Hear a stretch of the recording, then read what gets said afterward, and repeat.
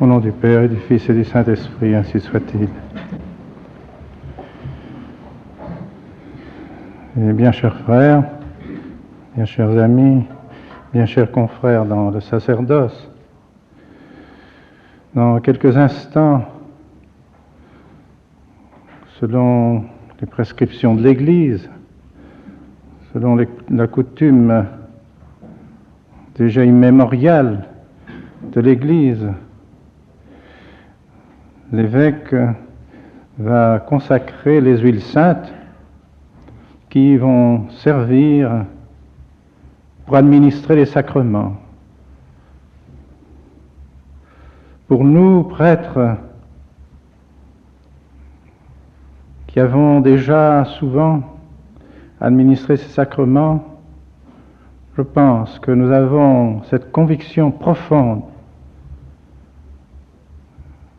que ces huiles saintes que nous employons pour communiquer la grâce aux fidèles sont vraiment efficaces, qu'elles sont vraiment un signe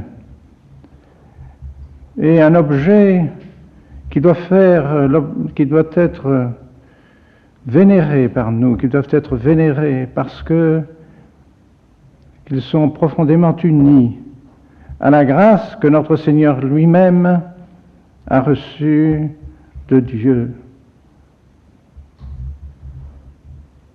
Vous l'avez entendu ces jours-ci, mes chers amis, à l'occasion de la lecture du livre du Père Garrigou-Lagrange sur le Sauveur. Notre Seigneur est loin, et celui qui a reçu l'onction sainte, comment l'a-t-il reçu?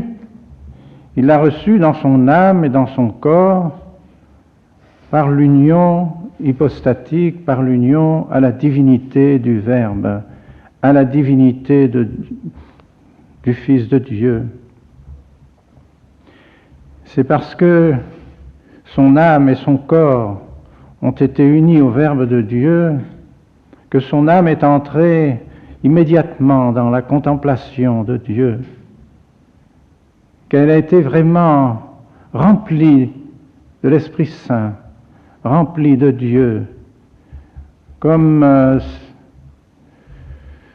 si une huile sainte avait pénétré dans toutes les profondeurs de l'âme de notre Seigneur.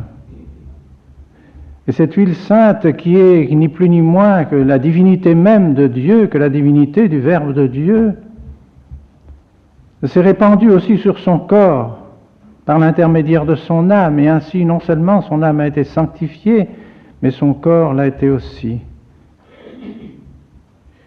Et même tout ce qu'il approchait, tout ce qu'il portait, tout ce qu'il avait. Souvenez-vous de cette femme syrophénicienne qui tentait de toucher une frange de son vêtement, en se disant, si j'arrive à toucher la frange de son vêtement, je serai guérie. Et elle avait raison. Elle avait raison parce que tout ce qui touche à notre Seigneur était comme imprégné de sa divinité, imprégné de cette huile sainte qu'était la divinité de notre Seigneur Jésus-Christ. Et ainsi notre Seigneur a voulu que ses paroles, ses actes, les objets qu'il aurait désignés pour être consacrés par lui, par l'intermédiaire de ces prêtres et des évêques qui agissent in persona Christi, qui agissent en la personne du Christ, que ces choses consacrées portent en elles la grâce de notre Seigneur, portent en elles sa divinité en quelque sorte, une participation à sa divinité, puisque la grâce n'est pas autre chose. La grâce nous rend consortes divinae naturae, nous rend participants à la nature divine. Alors avec quelle dévotion, avec quel respect Nous devons procéder à ces consécrations, à ces bénédictions, qui ne sont pas nôtres, nous ne sommes que des instruments. L'évêque, dans cette consécration, dans cette bénédiction, n'est qu'un simple instrument. C'est notre Seigneur Jésus-Christ lui-même qui bénira, qui consacrera ces huiles saintes. Notre Seigneur aurait pu agir autrement, mais il a voulu que ces créatures qu'il a créées, sans doute, je crois que nous pouvons l'affirmer, qu'il a créées dans ce but, avec cette intention. Le blé pour l'Eucharistie, le vin pour la consécration du précieux sang, l'eau pour le sacrement du baptême, l'huile d'olive pour toutes ces huiles saintes qui sont consacrées et bénies, toutes ces créatures que notre Seigneur a voulu qu'elles soient porteuses de grâce, qu'elles soient divinisées en quelque sorte.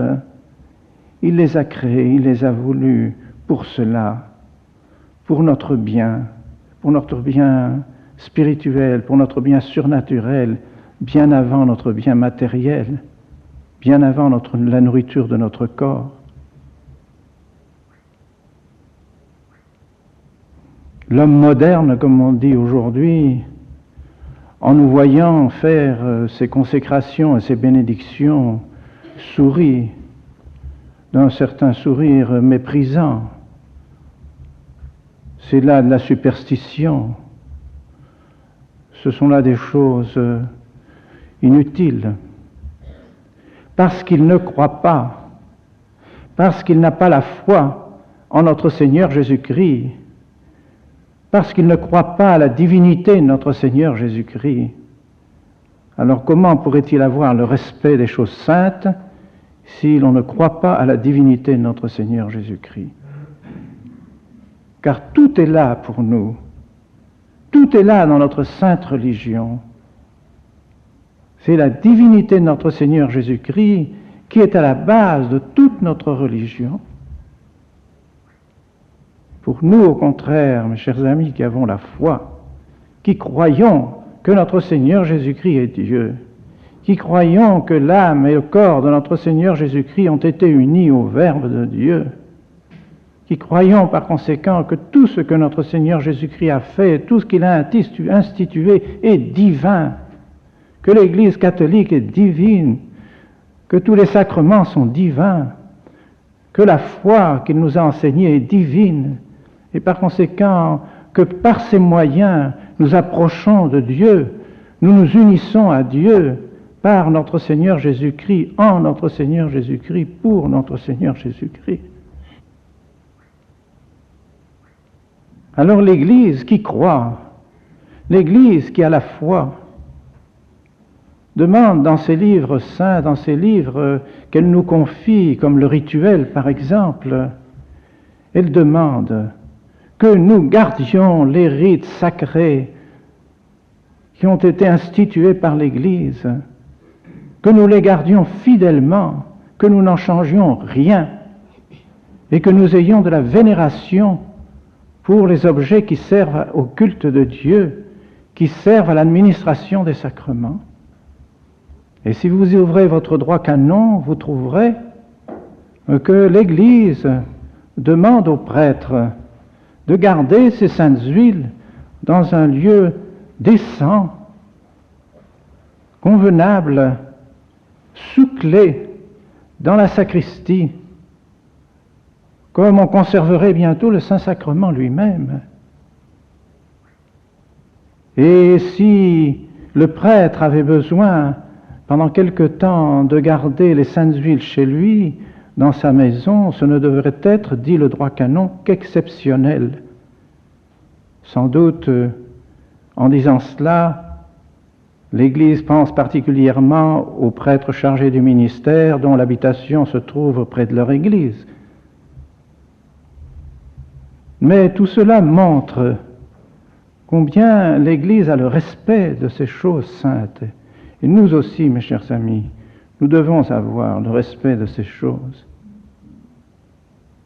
Les fidèles demandent cela de nous. Nous ne pouvons pas traiter ces choses à la légère. Nous ne pouvons pas manifester un manque de foi, une absence de foi, en négligeant toutes ces choses saintes. Alors, tandis que l'évêque, dans quelques instants, va bénir et consacrer ces saintes huiles, et que vous assisterez à la vénération publique et officielle voulue par l'Église de ces huiles saintes, vous prendrez la résolution de garder avec respect, avec amour, avec dévotion ces choses sacrées lorsque vous serez prêtre, lorsque vous administrez les sacrements. Vous aurez toujours un saint respect pour ces choses afin que les fidèles, voyant votre foi, louent le bon Dieu et remercient Dieu de leur avoir donné, par l'intermédiaire de ces créatures, la grâce de notre Seigneur Jésus-Christ. Demandez aussi cette dévotion à la très sainte Vierge Marie, elle qui a pris un soin si vigilant,